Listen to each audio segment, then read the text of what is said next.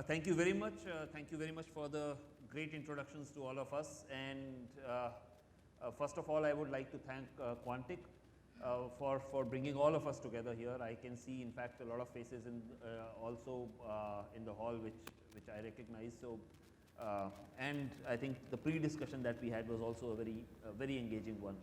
So, since the introductions are already done, what I'll probably do is I'll start with asking a few questions to each of you, and then if we are left with time, then we can invite the audience for some more questions based on your answers. So, so what I'll do is Abhishek, maybe we start with you then.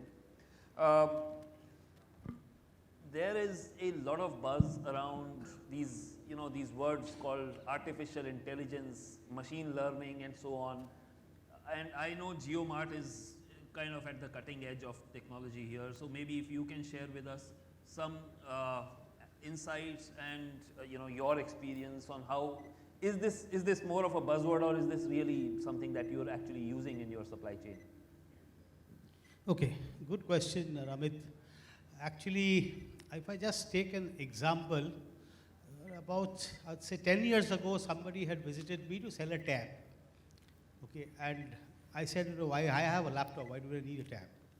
So that's how at that time the tab was a hype, right? And today I don't think anybody in the audience will be there who has not used a tab or actually owns one. So AI and ML is buzzwords like this, hype like this. Probably 3 years ago, if somebody would have asked me about AI, ML, I would have said, as far as demand forecasting is concerned, I don't need it. Right? If I talk of my experience with PepsiCo earlier, we had set processes, tools, I'll not name the tools so that, but we had completely automated demand forecasting systems which worked on 36 months history. So why do I need AI ML based tools? So that was the question. I had shied of many AI MLs during that time, right? And that was still now, we are not very sure what kind of AI ML tools are to be used in the particularly FMCG industry. Now when I switched to JioMart, just to tell you my story, we had 0 warehouses in the year Jan 2020, in the month Jan 2020. As we sit here today, we have 178 warehouses across the country. Right? So in this kind of a scenario, where we don't have history, we were just starting up a business for Reliance Retail, and we did not have a history at all. So where as a planner, where do I generate the demand from? It was anybody's guess. Right? I still don't know what Adilabad sells or Tinsukia sells. We did not have a store there, we did not have history. So that is where AI ML actually comes into the picture. I would say that usage of such tools gives you a lot of insight in terms of what the consumer is actually demanding. Right? I'll give you an example. So more than forecasting, it also helps us in forward ordering systems, meaning that we also track through AI as to what is the browsing history of a person. I may not have an assortment today, right? For example, I'll just take an example of Unibic biscuits, right? We have Britannia, we have Parle, but they do not have Unibic. Now, through AI ML, we actually understand how many times the customer is searching for that word, how many times a customer is clicking on a particular product. This, what we call is demand sensing, which is not possible through any kind of traditional tools. Also, apart from demand sensing and demand forecasting, it helps us in building an order. Through AI, through ML, we understand what's the history of a customer. What has he been ordering for the last 3 years that we have existed? We can actually predict an order. What FMCG does for a distributor, if you see many FMCG companies has visibility to distributor stocks, they know their sales and actually predict an order. We can do the same thing for customers. That's what we are building into.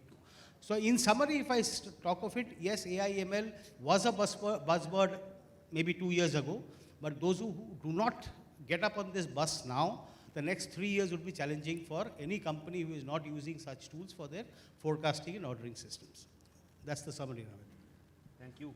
Very interesting. So from 0 to almost 200 warehouses in, let's say, 3 years, I think that itself is amazing. And I agree. I think demand sensing is something that we all need to, if we are not already looking at it, we all need to start looking at it very carefully, very closely. It's clearly the future. Thank you. Thanks, Abhishek. Monica, maybe the next question then is to you. So we know that forecast is typically impacted by external trends as well as internal trends, right? So, makes sense for us. How does a demand planner, how can a demand planner balance the two? How do we bring parity between the two, and is one more important than the other? Thanks, Ramit, for this question. So I will tell that demand forecasting is base for any business because forecasting actually gives you the right revenue generation, which is directly impacting your profit margins of the business and inventories as well, which is the major component of costing. So you have rightly said there are majorly factors affecting to forecasting is internal and external.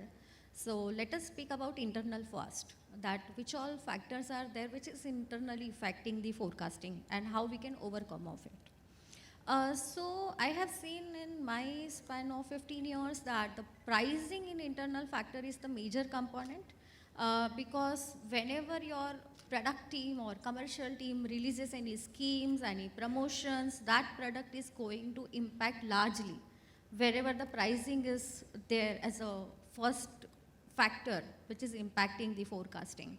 After pricing, I have seen that you should always keep an eye on the sourcing because whenever sourcing is taking place, whether the raw material you are planning for, is that raw material is available in the market, the quality you are looking for. I am working in the Thermo Fisher, so we are very much particular about the quality of the product because we are directly dealing with the pharma and the medical equipments. So if that particular quality which we are looking for is available or not is the major concern for us. So sourcing is my major concern. Planners will look for the sourcing while planning. Third thing I can see is always look for the capacity. Whenever you are planning something, whether you are buying from vendor, whether you are buying from the internal factory, look for the capacity. Whatever you are planning, if your company is having any strategy to increase the revenue, but if your capacity is not supporting, or if your capacity expansion plans are there, then your forecasting will go hand on hand with the capacity of the product. Then after capacity, we can also see if any new divisions are coming, any new customers are lined up, so that customer, whichever are lined up, that product will directly impact by forecasting. So that forecasting will be positively increased because of the new divisions. If any new product line your team is planning, so that will directly impact on your existing product line if it is relative. So always keep an eye in your SNOP meeting and always throw a question to the product manager or to a commercial team that which product line you are planning in next 1 year, so that you can phase out your products and you can phase in your new products, how it is looking like. And nowadays you should include your finance also in SNOP meeting because you should know your company strategies. If your company is having some strategy to increase revenue for particular quarter, for particular year, so that revenue increase or any other strategy which company is throwing it out will impact your forecast. There are many internal reasons, but not last but least, marketing strategies. If any marketing is throwing any strategy for particular product, so that particular product will surely boom in the market and rest of the product you will see the lowest in demand. So these are a couple of internal factors. Planner should look for the successful forecast accuracy for any planning.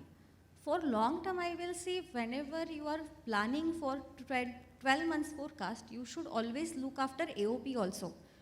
What are the strategies? What are the principles behind it? And if your company is asking for particular growth, do you have that particular capacity in your warehouse, in your factory? You will also support that growth. So that is also a best demand planner can plan for. Now we will move to external, your second point, Ramit. So external mainly I can say I will divide into two, micro and macro. So macro is generally affecting to all the industries irrespective of which industry you are. So I will rightly pick up on the current things which are going on in the market. So for example, if any government policies like government sanctions on Russia, any government policy changes there, any taxation policy might be in your favor, your business favor, then that particular year, your share of that particular product will go up. So a best planner should not only look after the internal things which are going on, but also should keep an eye on external affairs, what is going on. If you are dealing with the government customer, so always keep one thing in mind when government is buying majorly. So if you will see, government's stake is always increased in Q1 of any year because they have to exhaust their funds. So Q1 you will observe that the buying is highest. So your forecasting, if your government customers are there, your forecasting will increase for Q1 over the other quarters. So that is also another factor. Nowadays you must be knowing that there is a Korea strike is going on. China, COVID issues are there. So if any particular material is stuck and you are not going to get, so that thing also you should keep in mind, and if your revenue is impacting because of it, let's say 10% of revenue is impacting because of it. So plan some alternative revenue by keeping into external factors into the mind.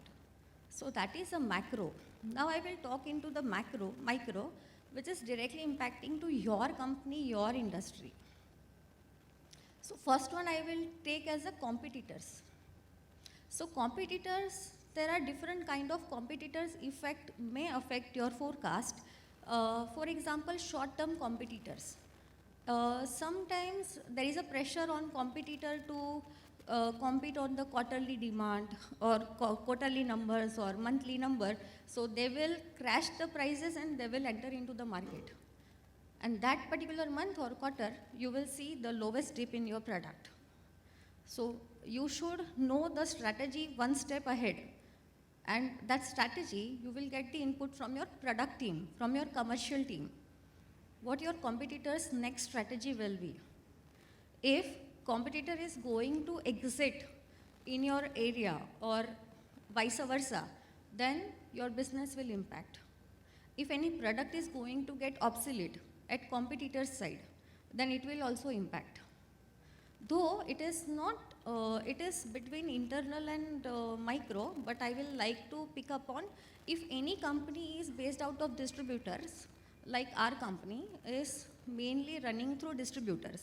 So distributors also plays a major role in deciding whether your forecasting will increase or decrease. If any particular region, your distributors are coming or new distributor is there, then your forecasting will spike up for that particular region and vice versa.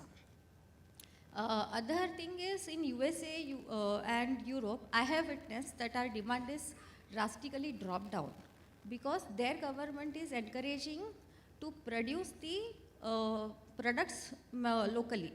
So you should see how other governments are also encouraging and what other governments' policies are. So there are a couple of factors which if demand planner will keep in mind and will plan it properly, I'm sure that they will get the forecast accuracy at the best. Thanks a lot, Monica. Thanks, Ramit. A very comprehensive answer and very structured one, so thank you for that. And I can share personally that, at least I am still struggling with the whole phase in, phase out process in the S&OP cycle.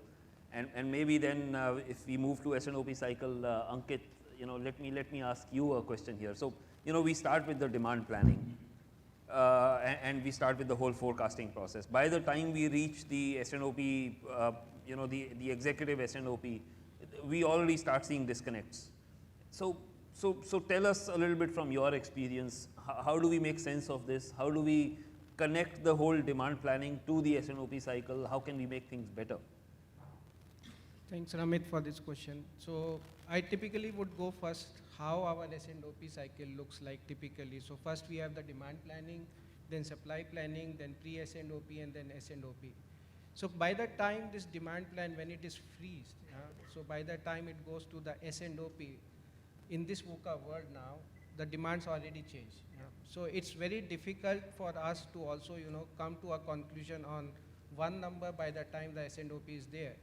So what we typically do in our organization now is to not only discuss on the strategic S&OP, but we also break down that into a tactical S&OP, which is on a weekly basis.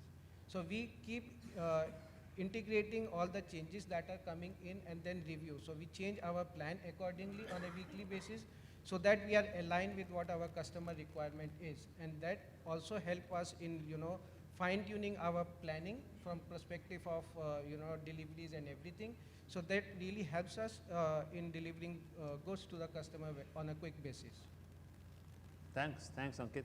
I think that's always the challenge, right? And I guess agility is the key word. If we can adapt to the demand very quickly, I think that's what becomes a competitive advantage for the organizations. So maybe Sandeep, let me move to you next. So we focused on the bridge between demand planning and S&OP. Let me ask you about the other bridge. How do we bridge the gap between supply chain and business? There's always a view from the supply chain. There's always a different view from the business. So tell us about the whole relationship between the demand planning, the top line, the bottom line of the organization. How do you connect all of these in Tata Steel and wherever else you may have worked also? Yeah, thanks, Ramit. I will just start with today's, and this pandemic has actually taught us a lot of things. See, earlier, this demand planning, etc., is all traditional. All companies donkeys here has been using this demand planning, and it is not that there's a brain being used are all with the conscious knowledge of what Monica has already explained, external, internal, everything has their own way of working to capture the demand. So now it is being last 6-7 years we have been seeing, or maybe last 10 years we have been seeing, that the word already used by that this agility. Now the entire business has to be aligned with the demand planning. Earlier there was in bigger manufacturing units, whatever we will produce you have to sell. That is now it is other way for last so many years, a few years. So because customers' requirement, etc., whether it is in FMCG or a bigger sector, customer is the prime that everybody knows. Now everything has to be aligned to that. Promoters also, or the directors also used to be earlier actually being focused on the manufacturing. That what is the capacity and how best we can produce, and whatever is produced, marketing has to sell. But that's not the game plan right now, because you will be outdated then if you are not fulfilling the requirement of the market. So coming back to the demand planning sensing, and he has already talked about top line and bottom line. As you know, top line talks about the revenues. Now, it is not a same year, next 5 years, the demand planning. See, no customer is going to tell you that tomorrow what they are going to pick up. But you have to do a planning for next 4-5 years because of the budgeting, etc.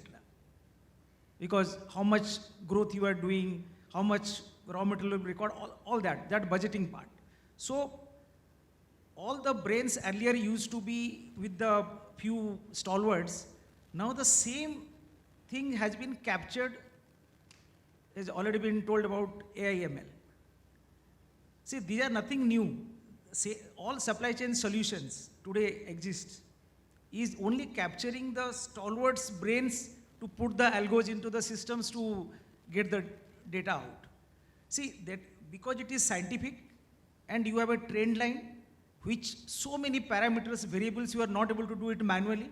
So the system is giving you a lot of insights with the macro and micro, because you have to build in, like let's talk about ours. We are in India almost 25 million ton we are producing. 5 manufacturing hubs. The raw materials, the major raw materials are being 3 years contract we have to do. So it cannot be just done without any planning. So this demand planning actually gives the budgeting, and you have to do a very forward planning of your raw materials and rest of the things depending upon the lead time, etc. you have to do. So through this, most of the companies today, whether it is a Excel based macro something or some intelligence has to be put into the systems. Big jargons are AI/ML, but some intelligence has to be put. It cannot be done manually, and it will not be very successful manually going forward, whether it is a small business or a big business.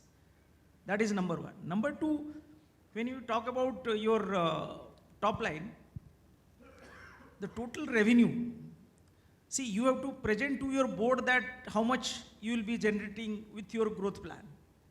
So all that calculations is definitely being done with your demand planning, because the first and foremost, the demand without demand, nothing is going to proceed further. And that things are being done today through various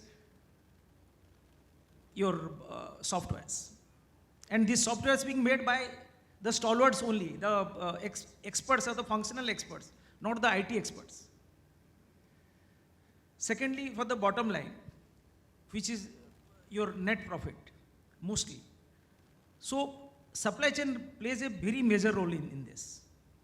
That is, first is your working capital. Working capital, as everybody knows, they're very school theory, that inventory and your debtors.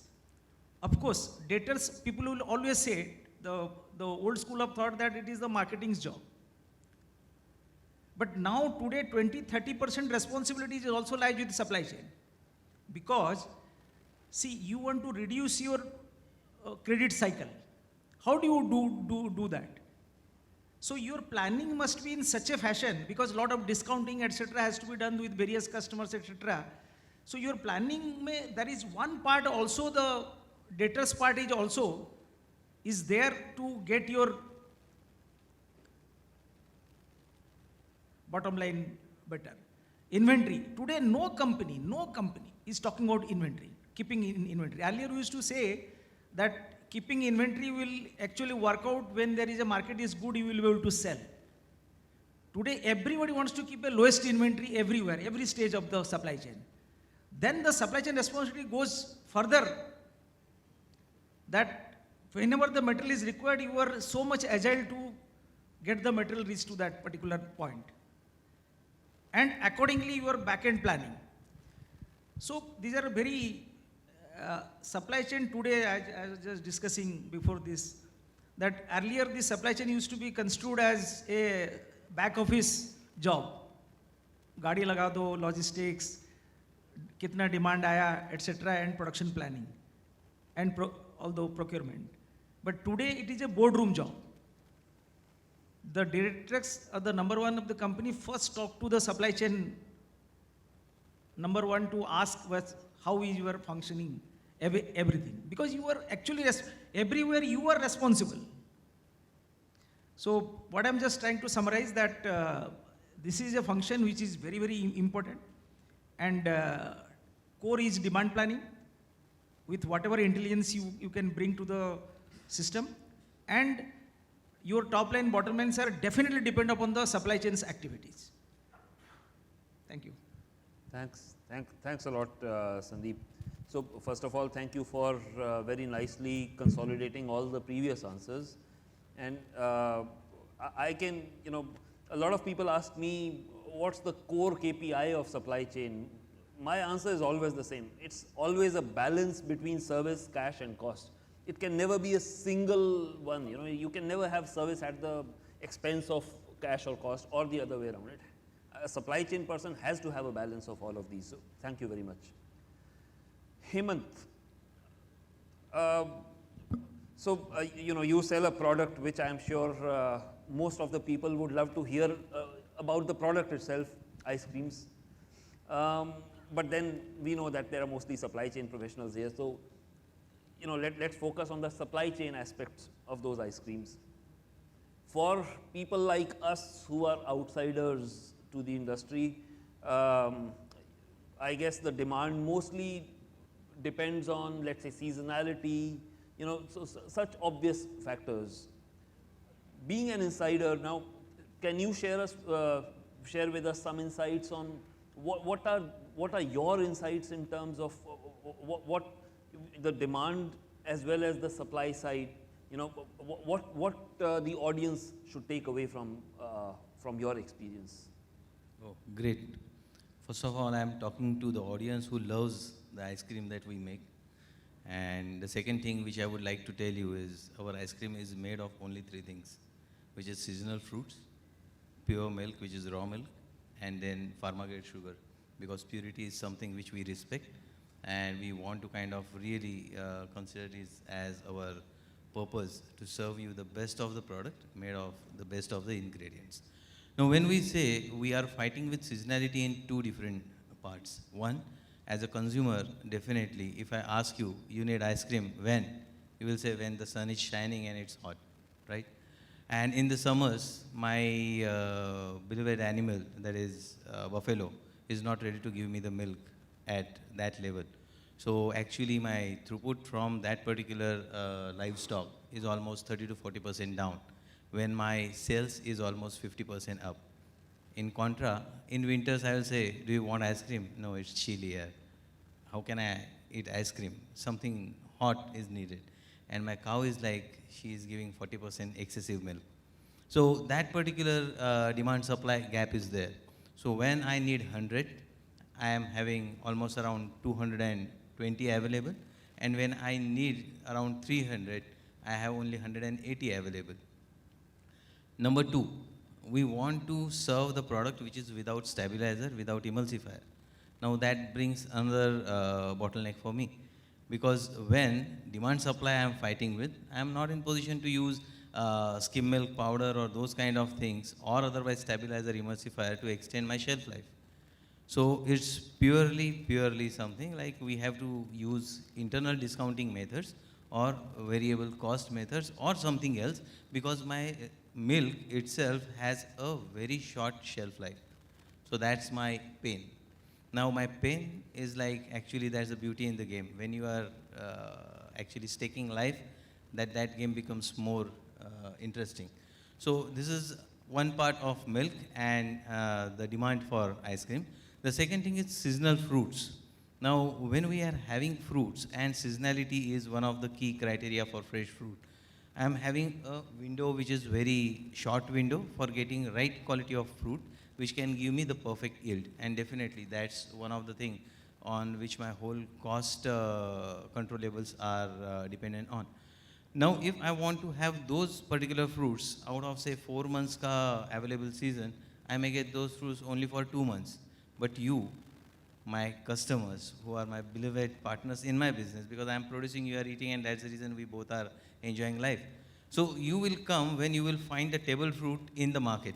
And at that time, that right fruit is not available for me. So now I want to make sure that I need to satisfy your taste buds, but at the same time need to make sure that my quality is at that level. So that is another bottleneck. And to add to all these things, Corona, that came as maybe, I would say blessing, because planning became more tighter at that time. But because of Corona, fruits were there, but pickers were not there. So harvesting was not happening. And suddenly the market opened up, and we have to kind of cater to the market. But maybe the backlogs were there. So some of you must have missed my mango in this April and May. Now when that happens, I need to understand which particular product is going to get that cannibalizing effect. So I need to predict that. So it comes to the prediction. So it's like, that's the reason I am saying it's a game, and if you really love the game, you can play it well. So I know that when mango will go down, which two products will go up. Accordingly, I need to plan my inventory in that fashion.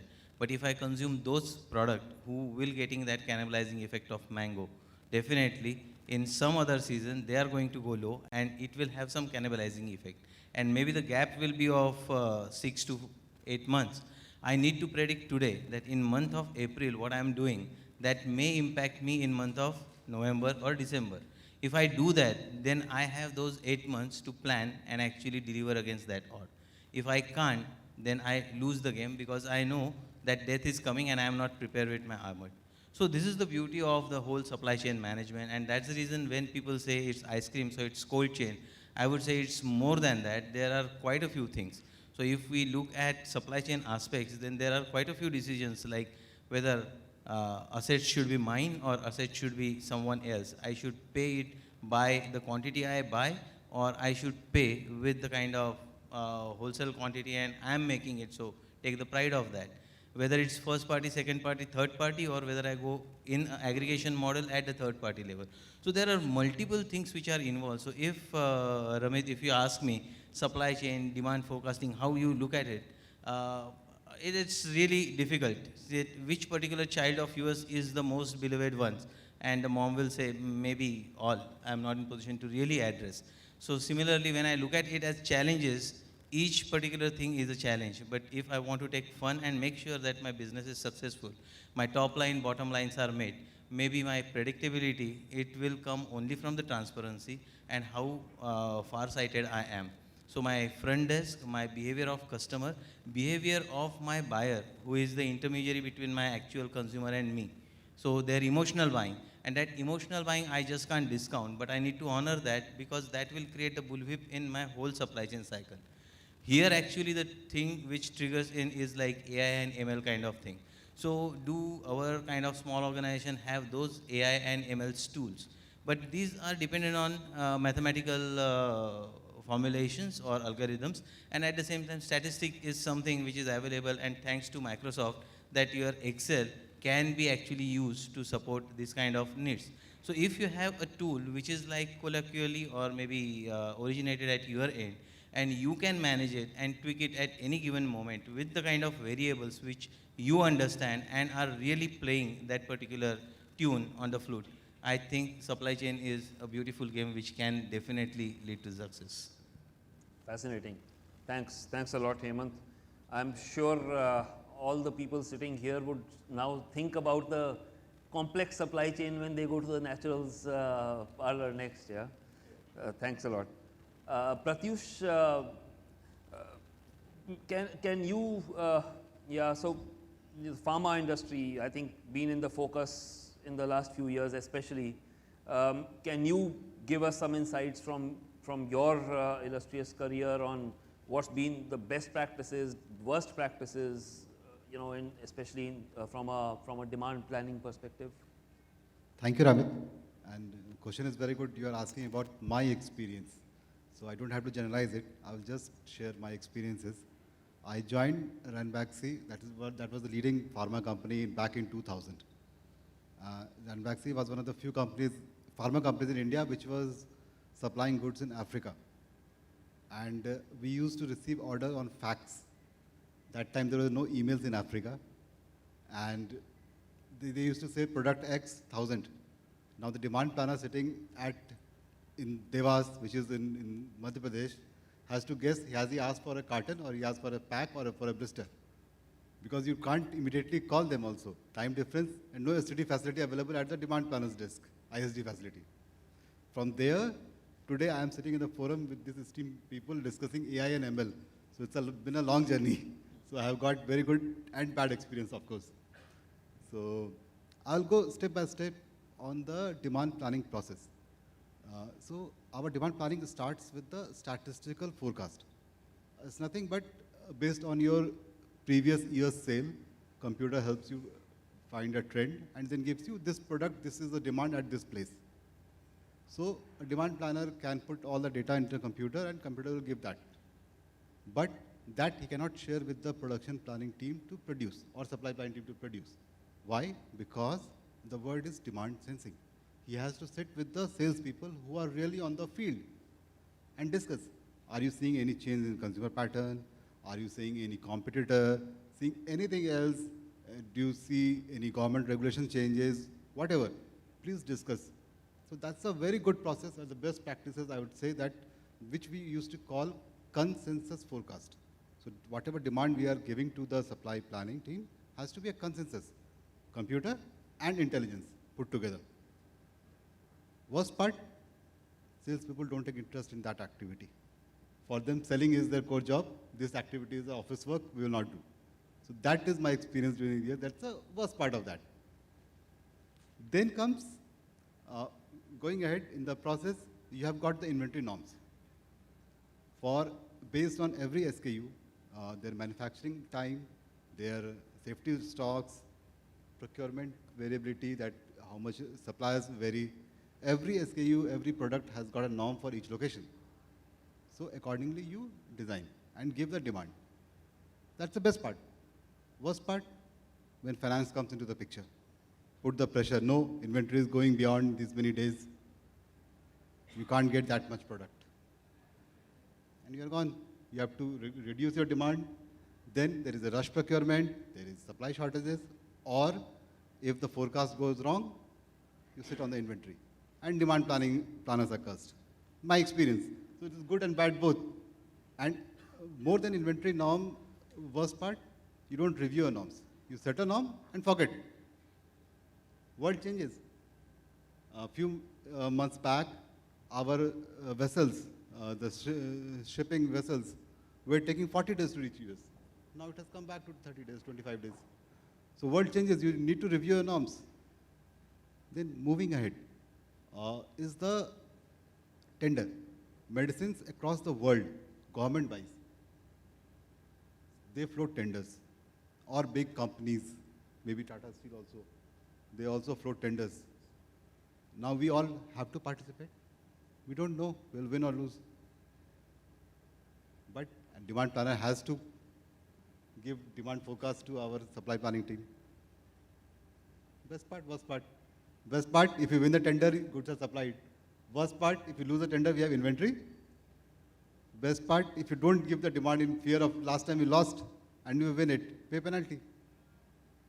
So this is how it goes. And last but not the least is the slow moving and obsolete.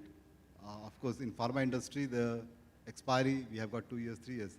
Of course, not as some food industry, but yeah, it's a, what we call it slob, slow moving and obsolete. That's the key KPI of every demand planner to have to control the slob. So when you give a requirement for 4th month, I need 10,000 pieces. It goes to supply planning. Come the 3rd month, you come to know, oh no, we don't need it. You cancel.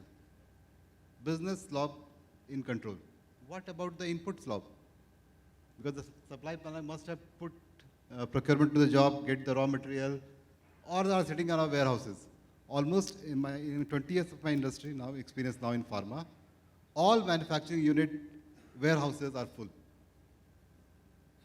Why?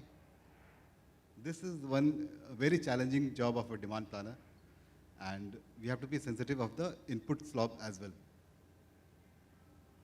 5th point, if you allow me a couple of points, just because my experience of 20 years, so, is that, say, you have an issue. China, there is a new year. In pharma industry in India, most of the components, or some part of components come from China. You got some issues there. You don't get material, that one product is not there. So out of the business or marketing portfolio, out of 10 products, one product is not there. So he can't meet his budget, quarterly budget, monthly budget, yearly budget, whatever it is. What he will do? He will increase the sale of other 9 products by giving promotions, which he had not forecasted. So he will meet the budget numbers, sale numbers, and the demand planner's job is gone, because he will have less inventory of those products which 9 he sold extra. Numbers, forecast accuracy will go bad. Worst part, this will go and sit in the historical data, and the next year you're forecasting, or next cycle you're forecasting will get impacted, which is not the actual sales. So this is my experience. And finally, we are talking of AI, ML, but still in our industry, I'm not sure about other industries, the master data and transaction data of the softwares, the hygiene level need to be maintained. We have seen production happening because of incorrect master data, unit of measurements, or some zero error, comma error. That's the worst part I have seen in my life. So, thank you. That's all from myself. Thank you very much. Thank you, Pratyush. Very interesting answer. Yeah. So, in fact, you know, especially around the pandemic and afterwards, you know, whenever I ask my supply planners, what's causing all this slob and, you know, slow moving inventory, the answer is always demand. You know, so they're very clear in their mind. Yeah, the demand is always the culprit. And of course, when we ask the business guys, for them, of course, supply chain is always the culprit, and I guess that continued before us and probably will continue after us. So the other thing that I struggle with, Santosh, especially in Henkel, we have a very pretty long supply chain, and at least what we experience is that the other panelists also said the demand changes so frequently. Now, the demand changes frequently, but our supply cannot change as frequently, right? I mean, the material is coming from, I don't know, 7 oceans away and so on, and takes months to change the supply chain. So how do you manage that complexity? How do you really handle that? Yeah. So good evening, everyone. Thanks, Ramit. So majority of our panelists have covered the demand side of the supply chain so far, demand sensing, how the demand has to be accurate and something. I would cover mostly since the question is on the shortages or the sudden stockouts, the buzzword which is the stockouts. अरे आज material नहीं मिला तो line बंद हो जाएगी, कुछ भी करो, आज मटेरियल मिलना चाहिए. So SNOP process, a very important aspect of SNOP process is to bring all the business supporting functions as well as business together and have a discussion on the detailed aspect of each and every level of demand, starting from very high level of say product category to subcategory, even at the product level. So supply in sales and operation planning, once our demand is firmed up, we know what is the demand in the short term also, in the long term also. So I would take this problem both way, long term and short terms. And if we take our structure of supply chain starting from the vendor side, then our manufacturing side, then our logistics and warehouse side, then our product management, as well as the marketing and the customer team side. There are certain aspects which are long term, has to be taken care in your SNOP operation, which can be called as a strategic part of it. And there are certain operational detailed part of which can be called as a tactical side of it, which has to be discussed, say, what is required to be done now for certain shortages, certain excesses. For demand side, there is a buzzword called as demand sensing, which tells us what is happening right now on the customer side. Same way the supply side also, we have a stress sensing mechanism where we have to find out where our vendors are capable to support us, where our manufacturing setup, manufacturing lines are capable to support us, or there is a stress, and whether our logistics and warehouse function, the capacity of warehouses, the equipments in the warehouse, whether they are also going to support the demand or not. So the important thing is to do the stress analysis. And how it can be done? It can be done through your analysis of the previous month supply and the future month projections. We can always find out whether the demand side is,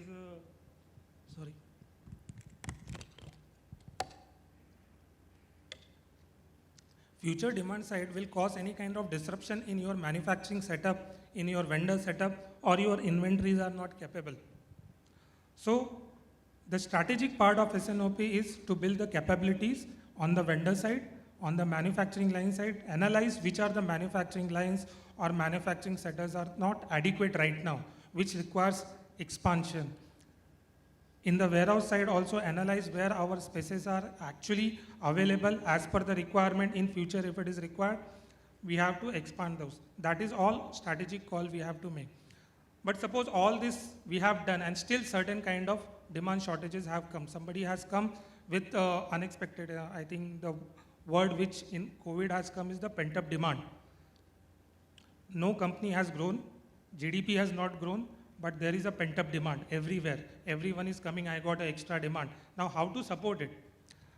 At that time, supply chain, we don't know whether the vendor will support it, whether our manufacturing setup, we will get the workers or not. All those things were there. But still, if you find out, if you analyze, and if your analysis of the previous month supply and the current demand is done, you will know where I have excesses which can be get converted into this. From my available inventory, how can I support this demand? More so, you can involve your technical team, whether all the other inventories which are, as everyone was saying, slob is there. Can I get it converted into this new kind of product to support the demand? So there are many things which we can do to support this. And at a operational level, the tactical SNOP meetings are basically to cover all this kind of short-term demands which are not predictable, but at the moment has to be served. But more importantly, as I told you, strategic SNOP, where we are talking about building the vendor capability, manufacturing capability, these are very, very important activities which needs to be addressed through SNOP meetings so that in future we are ready. Our capabilities are ready to serve those kind of demand. That will be from my side. Fantastic. Thank you. Thanks a lot, Santosh. And yeah, somebody actually was asking me, how do we get from if the forecast accuracy is something like 50%, how can we expect to be at a 95% service level? So for me, the answer is that's exactly what supply chain does. I mean, if we had a 95% forecast accuracy and we had a 95% service level, what would supply chain's job be? So, from that 50 to 95 is what we do, right? So, with that, maybe let me open to the audience if there are any questions to any of the speakers. Yeah, I see a hand right at the back. So, the gentleman standing there. Talking about, for now it might be a buzzword, but in near future it would be a daily or it would be a norm. So the problem that I see around AI/ML is that at many times the output that it throws, it's not comprehensible. So we are not sure that whatever output we have received, what factor, because there are, let's say 15-20 factors considered, which all the factors has caused the output. So analyzing that and then making consensus forecast out of it becomes really very difficult. So how do you deal with that situation? AI/ML, Abhishek? Okay, so one thing that I would like to say, somebody spoke about masters, right? Any software, be it MIML based, be it a simple Excel macro, be it a Beyonder or anyone, operates on 3 different verticals, or I call it a triangle. One side of the vertical is the master, right? Second type of the vertical is the algorithm, right? The third one is the user or the transactions.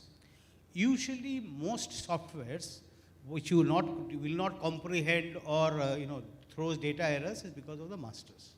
So first thing about using any software, be it AI/ML based or anything, have the master firewall, meaning that everybody cannot touch that master. Second, that master has a maintenance cycle, in the sense, are you checking it every quarter, every year, whatever, depending on this thing. The algorithm part of AI/ML is something which is inbuilt and which can be customized. So you have to be very clear whether it is suitable for the business that I am doing. An algorithm with a Tata Steel use and a PepsiCo use or a Geomart will use may be completely different, depending on the complexity and the scale and the frequency of transactions. So that is something which need to keep in mind. I'm sure it will be comprehensible. And the second piece of advice that I always give to any software users is that, like a car, right? You don't service a car every day, right? Before you start your car, you do not inspect the engine or try to test your brakes every time. Why? Because you trust the car. So trust the software, trust the output. That's the magic of it. Thanks, Abhishek. Very, very, very interesting. Yeah, I think we have. SW Steel. Sorry, we are in same business. Always we say demand, demand, demand. But there is a lot of uncertainty in demand, steel demand. And whereas we are planning 300 million ton every annum as per Mr. Modi, what will happen every time after 2 months or 3 months we see there is no demand? Then how you are going to cater your planning, forecasting, how you will run the mill? Yeah, I think It is not only true for steel, it is for all. But good that you have asked this question because we are in a similar industry. See, any steel manufacturers is actually his total, what I say, the stake is distributed. See, if you are serving to auto industry, infra industry, general engineering, so constructions, so that is what I said in my starting of my speech, that demand planning is actually the main driver. And accordingly, because if you cannot, customer will not talk about okay, tomorrow what you will take. So you have to put your, I mean, the planner has to put their brains to see. It may not be accurate to see that how the SIAM reports is the automobile sector is running, how the infra is running, how the projects are being going on, how the construction industry, the farmers, etc. These are all indicators like macro and micro. And the things which you are discussing, I am also facing the same thing. It's not the actual issue that next month, if there's the thing which you are discussing is a price, tactical things. Because the entire commodity products goes through a distribution cycle. It's not the actual consumer demand will actually, there is a gap when your finished goods are being used by the consumers. So what I'm just trying to say, the middleman, the middle supply chain, or once you sell your product to your through distribution channel, that is the game. Actually, the sucker is that they should act as your sucker observer. And let me tell you that all distributors are actually 2 to 3 generations they are working with us. Now, how it has to be done, that is you have to figure it out. I mean, one has to figure it out. Because if the distributors will feel that they are the partners of the company, and if the promoter thinks that he will only chew always and leaving apart the partners, then there is a dichotomy. But if that's what I'm saying, our distributors are staying with us for generation to generation. They are staying with us. Because market is always up and down. I hope I am able to I will not elaborate it further, but if that's the scenario today. So it's a tactical things. That's what I'm saying. The immediate response is coming from the market is a tactical thing of the pricing or the various competitor move, etc. that somebody crashes the prices to liquidate their stocks, etc. any target, etc. Those are tactical moves. But it's not a long term. If you see the plateau, you will see that the entire year it will even out. So how, you will take the call of your productions, etc. It's a supply chain challenge. Thank you, Sandeep. Yeah, I see a hand raised here. Yes, you in the shirt. Yeah. Mike, yeah, there's Yeah, hi, this is Hirish from Asian Paints. Overall, demand finalization happens through SNOP, okay? It starts with the stat from some software. And then various stakeholder will add their value and there will be final forecast estimate which have been finalized. Across the industry, is there any KPIs or the way we measure the efficacy of the value add made by different stakeholders in the SNOP? I don't know whom to ask, but maybe somebody I'll answer that question. I have experienced that quite a lot. There is a simple measure. What you said is stats is known as a baseline forecast. What somebody talked about, consensus demand, is the final forecast. So you actually should measure accuracy of the both, right? In my experience, I have seen the accuracy of a baseline forecast usually is 10% better than a massage forecast. But you should measure that accuracy, throw back, and I would say name and shame people. That you, Mr. So-and-so, had a forecast accuracy, you massaged and you created 10% difference. Right? So that's how you bridge the gap. How efficiently you bridge the gap, how quickly you bridge the gap between the two is something which is good to see. Right? You can also keep certain parameters that if you do not have following changes, do not massage it. Meaning if you do not have a customer change, if you do not have an outlet change, if you do not have a promotion or pricing, please do not massage. Right? So that's how you measure it. Yeah, naming and shaming is part of a supply chain person's job, right? So yeah, I see a hand right here, and I think that will probably have to be the last question. To be honest, I didn't realize that we would have such an interactive audience, especially after a lunch session. So thank you. Yeah, please. Yeah. So my question is also related to his question, but in a different format. So we see a lot of recipes in demand planning, right? Every market is different, every interaction is different, customer is different, sales cycles are different, cultural behavior is different between different markets, products behavior is different between different markets. So here where there is a lot of intuitive nature of a leader also comes into picture, because certain markets may have not that product introduced and may have no sales history, no consumption history. So as a leaders in this industry, how you see demand planning for an industry which is new to get started up? That is one thing. Second thing, how much a leader can motivate positively for a market demand to grow up? Because he has to plan production, right? Or make a marketing strategy connected with the demand planning. Is this for somebody? Yeah, Monica? Surely, I will like to answer this question. I have seen that when any new product or any new line comes into the market, and you really don't know how your product will do well. So one thing is there, you should have in your company a very specific market intelligence who can work upon the similar kind of competitors' product, how it is looking like.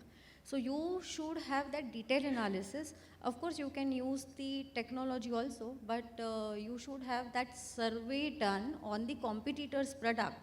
I'm just giving example of Pizza Hut and Domino's, for example.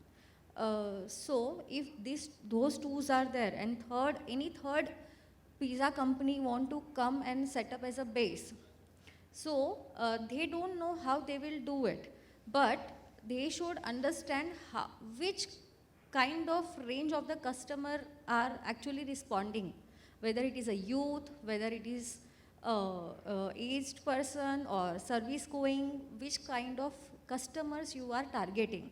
So first is you should focus on your competition, that how their products are working on. Secondly, you should see that your product is targeting to which kind of customer. And that if your product is particularly targeting to the youth who are college going, you can actually use various platforms. Right now, we do have leverage of various platforms like Insta, Facebook. They are using it extensively. You can use such kind of platforms to understand that how they will respond to your products. So prior to launch of the product, the smartness that you see and sense it, how your customer is going to launch it. And best thing is promotions, schemes you can launch into the market that will really encourage. That is your second question. That will encourage to promote the product in the market. I don't know how many people are using Smeaton as an app. There is one app called Smeaton. I will like to give you an example of that app. So that app is quite a new. What that app does, that app actually gives you the experience of using the premium products at a sample size. So what that platform is doing, that platform is doing nothing but giving the opportunity to all newcomers and creating the customer segment for that. So such kind of app you can approach, you can reach out to, who are actually giving you platform to promote that. So there are multiple things by which you can promote, and once you will get some demand, then you can finally do demand forecasting of your product. So I think I have answered your question. Thank you. Thank you, Monica. I think we've run with that. We are kind of out of time. First of all, I really thank a very learned and a very interactive panel, and also the great audience that we have. And of course, this would not have been possible without Quantic inviting and coordinating with us, all of us. Especially, I would like to call out Namrata. I think she's been very, very helpful, making sure all of us are well taken care of. So thank you all of thank you everyone.